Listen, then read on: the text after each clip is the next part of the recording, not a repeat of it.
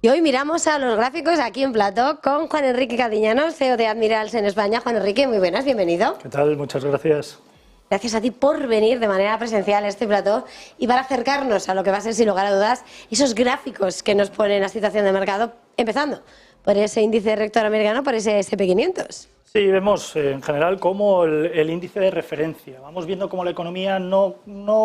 acopla, quiero decir, no vemos la evolución a nivel económico con respecto a la renta variable. Un claro ejemplo también es cómo la renta variable y la renta fija van más o menos hermanados, y esto obviamente es algo raro, es algo anecdótico, por suerte no suele ser habitual. Normalmente cuando vemos una renta variable en alzas vamos viendo cómo la renta fija suele tener números negativos y viceversa. Pero esto no es lo que está ocurriendo actualmente. Vamos viendo cómo poco a poco los mercados de renta variable se van acoplando y van llegando incluso a alcanzar máximos anuales. Esto lo vimos en base a la evolución, sobre todo en cuanto a la representación de los resultados empresariales, como ese maquillaje por parte de las pérdidas no presentadas por las entidades bancarias. Hablamos de más de 150.000 millones de dólares. Esto es lo que hace, lógicamente, que veamos todo este impulso en el corto plazo. Hay que tener cuidado, lógicamente esto no es la panacea, no es que nos encontremos en un escenario súper boyante o súper claro como para poder ver continuidad, pero es verdad que a corto plazo vemos cómo va superando máximos anteriores, va superando líneas en tendencial bajista y obviamente por parte de indicadores que siguen reflejando fortaleza, sobre todo a corto plazo. A medio o a largo plazo yo creo que será una historia totalmente distinta que iremos comentando semana tras semana, pero a corto plazo vamos viendo, como os comentaba, que se va acercando a niveles de máximos. Es verdad que se aleja mucho de las medias de referencia y podemos observar parte de sobrecompra acumulada, lo cual, como digo, puede ser algo negativo para el corto plazo, pero en general lo iremos viendo sobre la marcha. Por el momento, tendencia claramente alcista, superación de niveles y, por supuesto, como siempre digo, siempre ir en favor, no de la tendencia, sino de la probabilidad. Pues con esa probabilidad vamos a ver, creo que nos vamos a acercar al índice rector más de la bolsa europea. Vamos con el DAX en Frankfurt, a ver si podemos ver cómo es ese gráfico de esa bolsa de Frankfurt.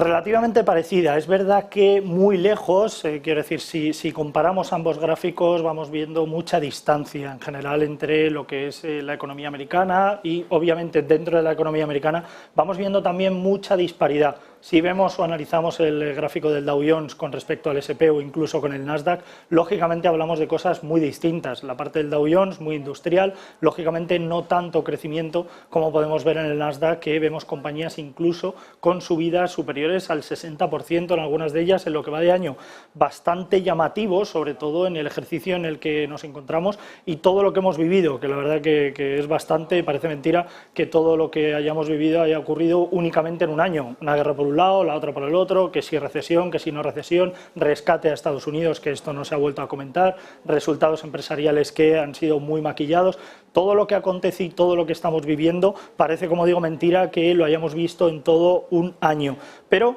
como vemos, disparidad muy distinto el gráfico del DAX, el índice no de referencia europeo, porque podríamos hablar del Eurostoxx, pero sí el que mayor peso tiene o el que mayor se utiliza, ¿no?, a la hora de operar.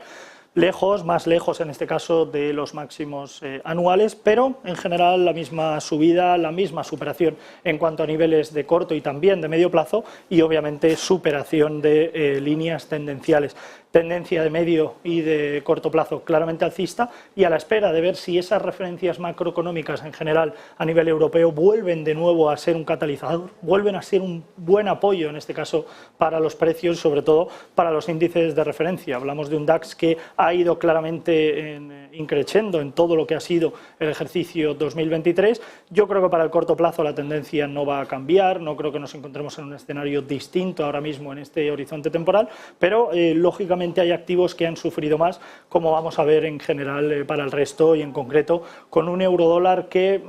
de alguna manera sigue dejando algo que entrever, sigue dejando mucho que desear y esto es algo que lógicamente se va a ir pagando, sobre todo es algo que vamos a ir pagando a medida que va pasando las semanas. Bueno, seguiremos vigilando en esos 16.000 que ahí están, resistiéndose. Mirando a esos grandes activos que estamos vigilando, esas commodities, ese oro amarillo que está en máximos de 6 meses, ese petróleo, ¿qué es lo que dicen los gráficos? ¿Hacia dónde apunta el metal precioso? Pues bastante anecdótico también, porque como comentábamos al principio, la renta variable, la renta fija suelen no ir de la mano, en este caso suelen ir de una mano totalmente contraria y ser un escenario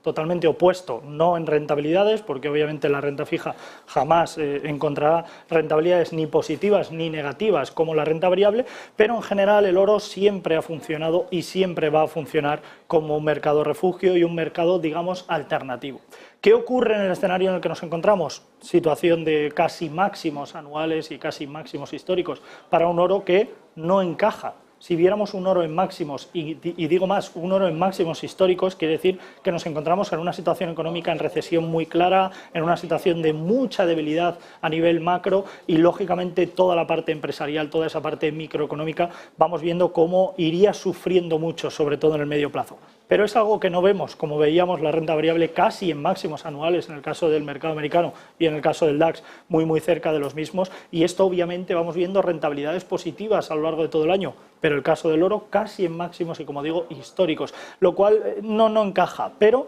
a corto plazo la renta variable puede seguir teniendo un buen comportamiento, a medio plazo yo creo que ahí estaríamos en otro, como decía, en otro escenario totalmente distinto, y es aquí donde ganará gran protagonismo la situación para el oro, supera máximos, supera niveles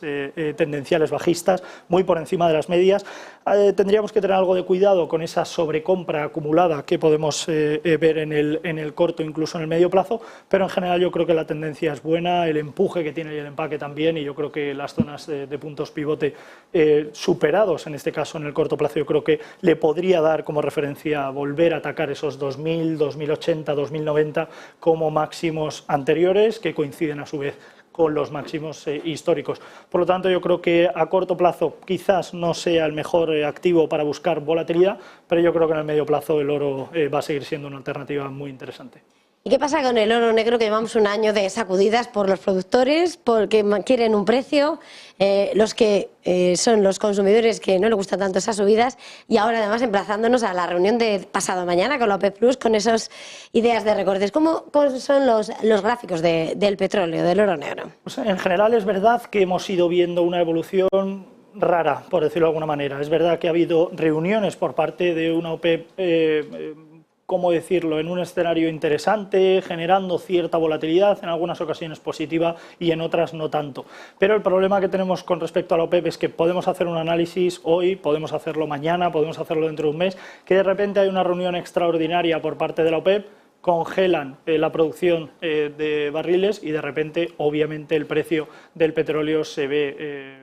modificado, en este caso, lógicamente, sufre un impacto en el escenario de congelación y, lógicamente, en el lado contrario, si vemos una aceleración, si vemos un exceso, en este caso de producción, pues lógicamente también el precio del petróleo se impacta, pero en ese caso de manera negativa. Esto es lo que hemos ido viendo a lo largo de todo el año, como digo, con una volatilidad relativamente excesiva y sobre todo con una beta muy por encima de los puntos de referencia. Como ya sabéis, la beta lo que representa es la volatilidad del activo en el que nos encontramos. Todo lo que esté por encima del punto quiere decir que tiene una volatilidad positiva, y todo lo que esté por debajo del punto es una volatilidad negativa. En el caso del petróleo no ha bajado del punto 20 en todo lo que ha sido el ejercicio 2023, cosa que no ha pasado en 30 años, y esto quiere decir que la volatilidad sigue inmersa, es decir, nos encontramos en una volatilidad importante y sobre todo una volatilidad que no creo que vaya a ir a menos. Desde el punto de vista macro, muy pendientes de esa reunión por parte de la OPEP, si finalmente va a haber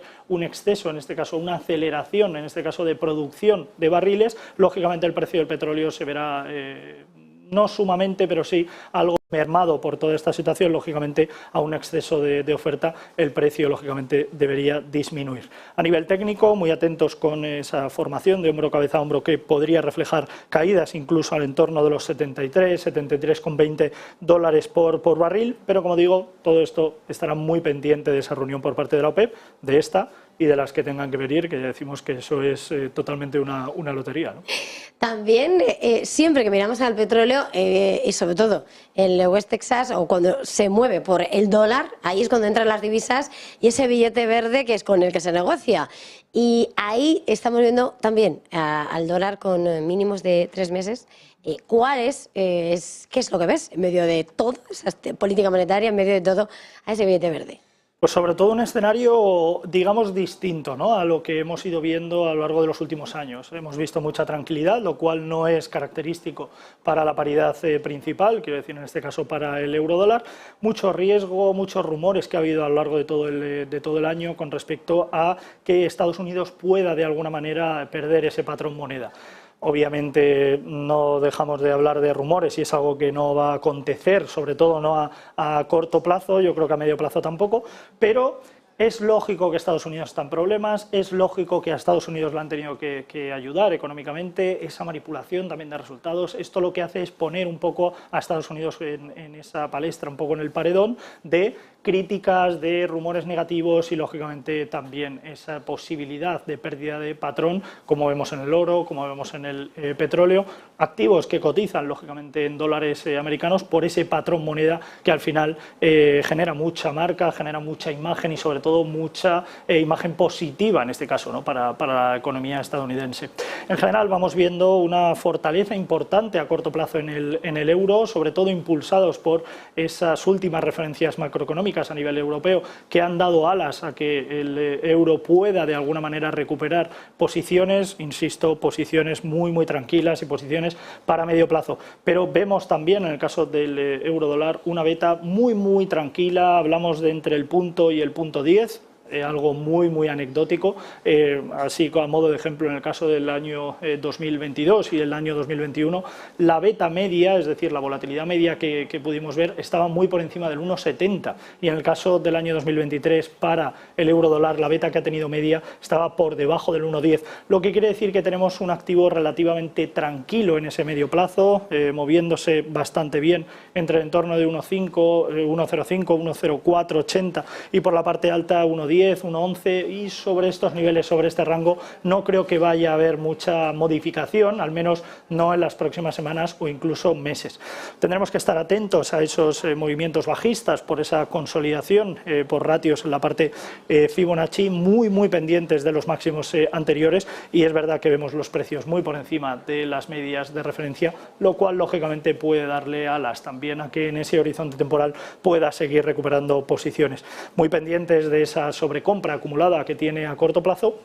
que de alguna forma podría llevar los precios de la paridad principal a cotizar en ratios en torno a 1,09 y aún así seguiríamos hablando de tendencia alcista para el corto plazo.